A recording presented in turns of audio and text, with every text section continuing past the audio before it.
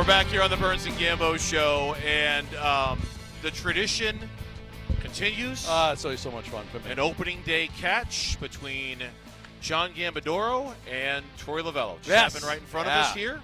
Couple of paisans playing a little ball. Just having a catch. Just having a catch. Everybody's like rolling their eyes and wants to throw up every time we go into that Italian shtick, don't they?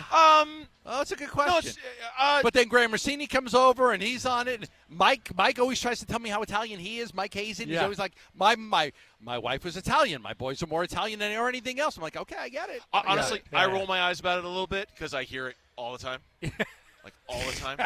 So I don't know if everybody's as sick of it. I get a little sick of it because I hear it from him constantly. Yeah, that noise. But wait a minute. I like the producers. Who's doing that noise? Oh, that's Mitch back at the studio. He pushed well done. He pushed a button. And yeah. That's good. Have a catch or play catch? Play catch. Play catch. Yeah, play catch for sure. I think it's an East Coast thing. East Coast thing, have a catch. You want to go have a catch? Because you're a West Coast guy, right? I was born and raised in Los Angeles, California, okay, right? Of course I knew that. Yeah. Your dad, of course, I knew that. So, yeah, West Coast, play catch. Play catch, for sure. East Coast, have a catch. Yeah. It's still, I'm 58 years old. It's still one of the coolest things is to just have a catch. Right. Just even with my son, just to, go out there and play catch, whatever you want. Just to go do that. He used both of them. Well, I just tried to. He's just trying to blend in. I'll agree with you. I go back to playing catch with my dad and doing the exact same thing. In fact, I played catch with my dad on this field. I came in here in 1998, 9-ish with the Phillies, and played catch with my dad right there in front of first base. It was a great moment for me. I'll never forget it. I'll remember playing catch with my dad when I was a little kid. And my sons, playing catch with my sons to this day, is a great moment for me. It's just baseball. It's connecting. Wow. It's a beautiful thing. And coming from an immigrant family, my parents didn't know a damn thing about baseball. Yeah. I had to learn everything on my own and do everything on my own because my father didn't know. My father never played catch with me once. Yeah. Ever. Ever. So, it's Sorry about that. No, it's okay. It's Italian old man. You want to play soccer? Yeah, that's all you want to do. I don't know anything about baseball. Yeah. When I go to see my family in Italy, and we bring baseball gloves. Me and Q. Yeah. My cousin doesn't know how to put the glove on the right hand. He takes the glove like this. He puts it on his right hand. He doesn't know what to do. Yeah. Back in the day, they don't do this anymore, but they used to have a sleepover here at Chase Field where you could bring sleeping bags and sleep in the outfield grass. Yeah. So I brought my whole family here, and we did a sleepover overnight at Chase Field, and I played catch with my son and my daughter out here on the field. We spent the night at Chase Field. My God, and so first thing in the good. morning, they would play the Cock-a-Doodle-Doo, and they opened the roof. And And it was in the middle of the summer, so okay, it's time to leave now. Time to go. We gotta get out of here. Did you actually sleep? Were slept there people actually sleeping out there? Slept out. Yeah, we were all sleeping on the grass out there. That's a pretty cool thing. Great. We got to reinitiate that. I think that's awesome. This is a special place to us. Yeah. To me and Burnsy. I don't know for you, but for us, baseball is by far our favorite sport. Both of us. We love baseball more than any other sport. Not even close. And we've both been here since day one. Yeah. Since day one.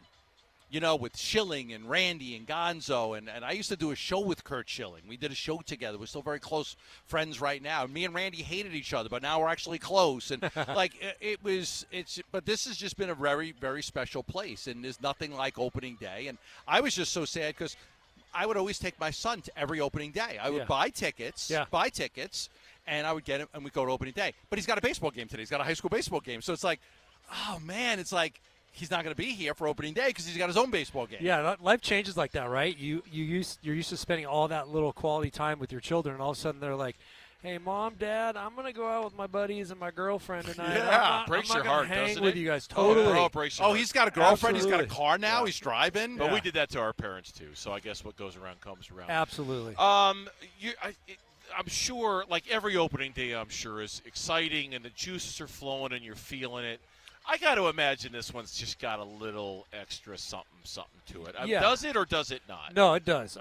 We've got a lot to prove, and I want everybody to know that it just doesn't happen automatically just because you have a good baseball team. I know what it looks like on a piece of paper, but it's played between the white lines, and we prepped like that. We prepped in a very, very hungry manner. To be honest with you, there's a few episodes that I have burned in my brain from last year and in prior years as well, but none stronger than winning 89 games and not getting into the big dance last year. So you can't tell me I didn't do something or a player X or Y didn't do something that could have helped us win one more game. So we're not going to leave any stone unturned. We're going to go out there and play our best baseball from day one, which we always intend to do. But you know those little throwaway moments where you're just like, okay, shoot, darn, Yeah. we'll figure it out tomorrow. You figure in a 162-game season, Yeah. like you're going to have we talked all the time, and we brought this up on the air. You were kind enough, you and Mike, to do a sales event with us for some of our clients. And we were asking you guys about painful memories from last year, fully expecting you were going to bring up 8-0 against the Brewers. Correct. You guys are pulling out games from like the first week of the season that were haunting you. Yeah. We were right? We've talked about that 4 or 5 times about how like you take those little moments and you realize you can't take any moment for granted when you're out. Totally, that's totally right. And it was an 8-0 game in Atlanta against Max Fried. We had him absolutely on the ropes. I think it was 6-0 and 8-2, and we didn't close out that game. And then there's 5 to 7 more during the course of the year where, yeah, of course, I wish I made a different pitching move. Knowing the outcome, I wouldn't have made the pitching move that I made. But that's just the beauty of the game. And what I'm asking everybody to do, from me to the coaches to the players, is step up when you get your chance. Step up and engage. Get in the middle of the ring, put your hands up, and fight, and help your team win a game. Yeah. The most fascinating discussion we've had over the last couple of days is about Ryan Nelson, because there is a time, there is a point in the season where the point of no return, where if you keep him in the bullpen long enough, you're not going to be able to use him as a starter. We go back and forth on this because we all want him to be your 6th starter. When somebody goes down, he's got to be the guy because he's better than Yolber Diaz, and he's better than Mania, and he's better than Tommy Henry. To you, and now I know there's some games back east, and if you get a rain out in a doubleheader, he'll start that game. But to you, how do you balance that with being able to still have him as a potential starter, but make sure he has enough innings and is stretched out enough? It's very tough.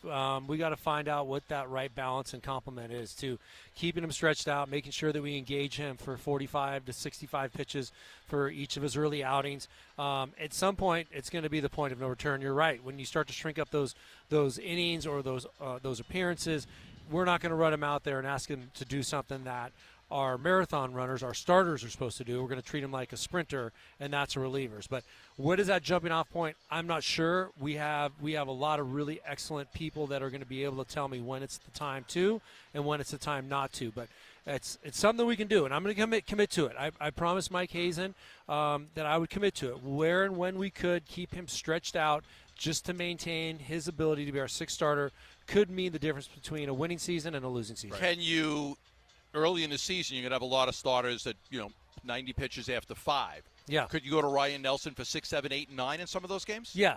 So, in a perfect world, the score is going to be 5-0. I go to him, and he closes it out, and there's zero stimulus. The heartbeats are very normal in the dugout. But you tell me this one. Say if it happens tonight, and I got Ryan Nelson in the game, and he's at pitch 45 or maybe 40, and Kyle Tucker's up at home plate with 2 outs in the 9th inning with the bases loaded and we're up by 2 runs. Do you go to A.J. Puck or do you go with Ryan Nelson? So the script is constantly evolving and changing. I want to win baseball games. First and foremost, I got to win baseball games. And I want to do all I can to win baseball games and put guys in the right position. That's my job. The players want to do the same thing, too. So I've got to figure out that balance. It's going to be very tough. Torey, we always appreciate the give and take, the conversation. Our weekly segments with you start tomorrow. Looking forward to it. So you're awesome for today and tomorrow, so we appreciate that.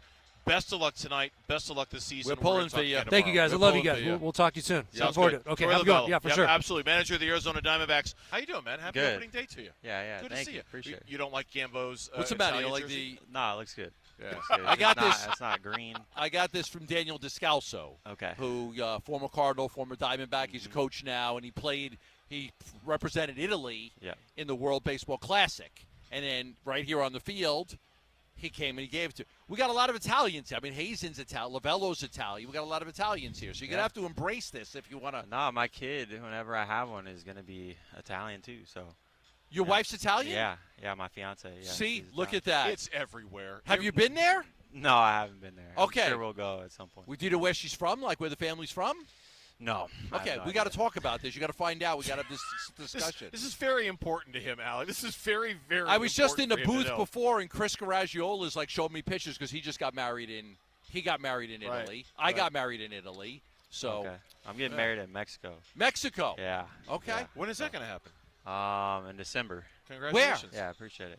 Where? I can't give all the information. Oh, you don't want to give Oh, all he's the just trying to live a private life. Okay. All right, so let's. It's somewhere in Cabo. In Cabo. Cabo, Okay, yeah. good. That's it. Yeah. That's fine. That's fine. Congratulations. That's yeah, I awesome. appreciate that. Yeah, You excited? Is this? I mean, do you ever get used to something like this? Opening day, the excitement of opening day. yeah, for sure. Getting back to it, getting to play every day, and this is what you dream of, just playing the game and having fun out there. How do you guys manage these expectations? You are, one of the teams that everybody is talking about. You can't get on the internet without clicking on some story about how they think you're going to do this, you think you're going to do that. How do you guys manage such a thing in the room? I think we just care about what's going on in our clubhouse, and controlling what we can control, and playing the game the way it's supposed to be played, which is hard and gritty the way we play. So we got a lot of dudes that are ballers out there. So we're really excited just to go out there and play. What do you want to do this year? What are some of the expectations that you have for yourself this season? Be a little more consistent. What are you trying to accomplish? Yeah, I have high expectations for myself this year. I have something to prove, and I want to be healthy out there. I want to be able to play my game confidently, and definitely being more consistent and being who I am whenever I'm on. So I think I have a lot of success in the minor leagues, and for some reason it hasn't translated over to the big leagues yet. And, I think this year is going to be the year where it translates. Defensively, it has. Like, this team has had great center field. Devon White early, Steve Finley. And I've said this, you might be the best out of all the center fielders. CY, Chris Young. Defensively, you're as good as anybody in the league at what you do defensively.